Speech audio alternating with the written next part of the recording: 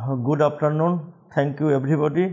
Special thank to organizer of 4th International Literary Meet 2024.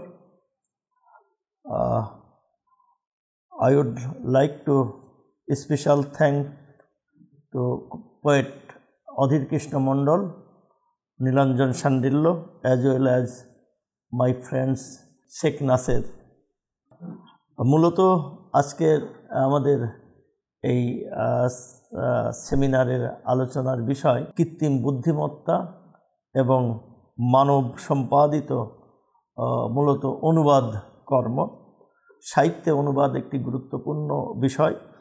মানুষ তার অন্যান্য ভাষার যে সাহিত্যকর্ম তা নিজ ভাষার মাধ্যমে জানার জন্য আদিকাল থেকে উদ্গ্রীব, কারণ এই অনুবাদের মাধ্যমে আমরা পরস্পরকে জানতে পারি। এই অনুবাদ কালে কালে যুগে যুগে হয়ে এসেছে।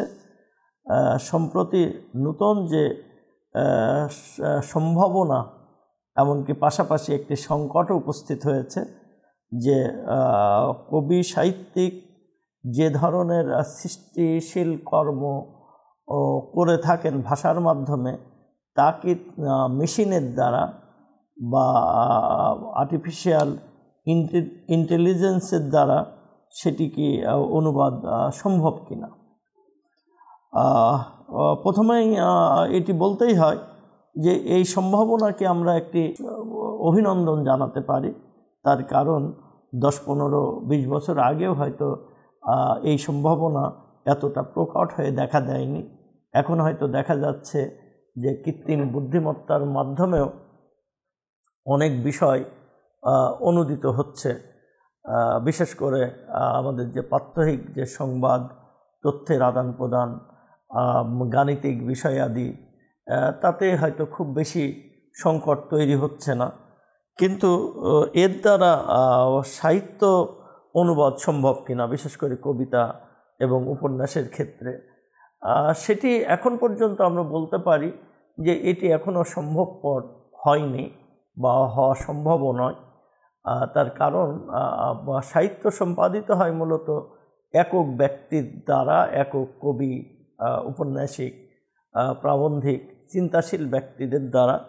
যিনি এই বিষয়ে রচনা করেন তিনি মূলত তার নিজের যে অনুভূতির দ্বারা তার সমাজের যে যোগাযোগ সম্পাদিত হয়ে থাকে তার ব্যক্তিদের মাধ্যমে তিনি তা সঞ্চারিত করতে চান। সেটি আসলে মেশিনের দ্বারা সম্ভব নয়, কারণ মেশিনে থাকে মূলত কিছু তথ্য। সেই তথ্যগুলি, উপন্যাসের কথাও বলি তো, তথ্য হয়তো উপন্যাসে কিছু অংশ থাকে।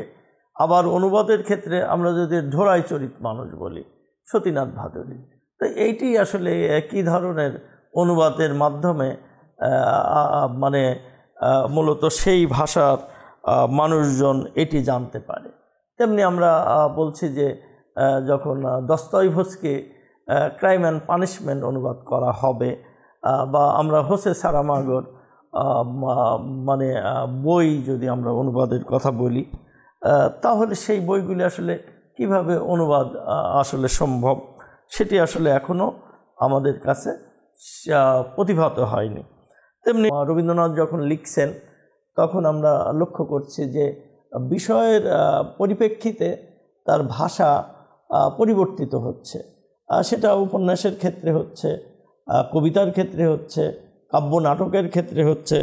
যখন তিনি বিসর্জন লিখছেন তখন হয়তো তিনি তার কালের চেয়ে একটু পিছনে গিয়ে, যেমন সম্প্রতি একজন রবীন্দ্র অনুবাদক উইলিয়াম রাদিসে, যিনি প্রায় 4 দশক ধরে একটানা রবীন্দ্রনাথকে নিয়ে, বাংলা সাহিত্য নিয়ে কাজ করছিলেন, তিনি এই বিষয়গুলিকে লক্ষ্য করেছেন যে রবীন্দ্রনাথকে যখন তিনি অনুবাদ করতে যান তখন একজন অনুবাদকের পক্ষে যে সংকটগুলি তৈরি হয় তা মূলত যে ভাষা থেকে তিনি অনুবাদ করেন সেই ভাষার আসলে তাকে জানতে হয়, সেই ভাষার ইতিহাস জানতে হয়, ভাষার শব্দরাজি জানতে হয়, ভাষার মূলত ছন্দ জানতে হয়, অলঙ্কার জানতে হয়, তার বাগধারা এবং মানে এগুলিও তা জানা খুব প্রয়োজন হয়ে পড়ে।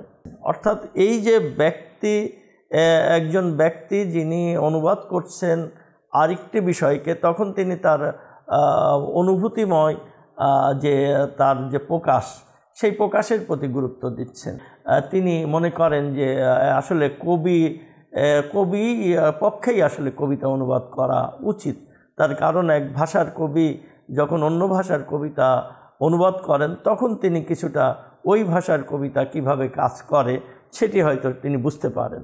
কিন্তু যিনি কবি নন, তিনি ভাষা সম্বন্ধে ভালো ধারণা থাকলেও এটা পারবে না।